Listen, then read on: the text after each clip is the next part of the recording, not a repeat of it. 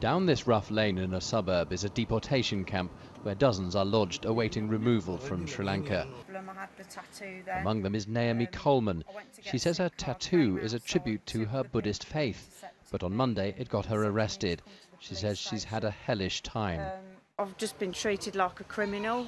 You know, I've been in prison for the night, the other prison, sharing a room with 60 women, people who have killed people, people who have imported drugs, and I've just got a Buddhist tattoo.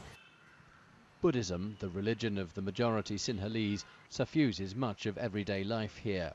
Towns and cities are studded with temples where people offer prayers, and images of the Buddha are everywhere. It's not the images themselves that are a problem. The police say it's the tattoo that offends by maliciously outraging religious feelings and so breaking the law.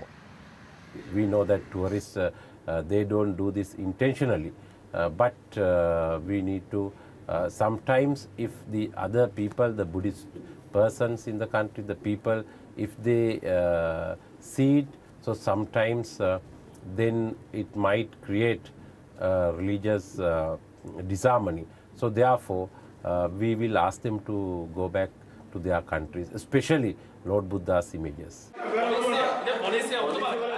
Not everyone is convinced by this apparent zeal to protect religious feelings.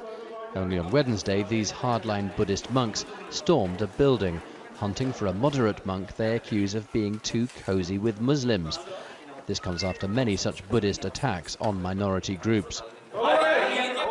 Some campaigners for social change say the tattoo incident is another example of this intolerance. The fact that a woman has a tattoo on her arm apparently is justifiable for her removal from a country, I think is really unacceptable. What kind of message are we sending with this kind of move?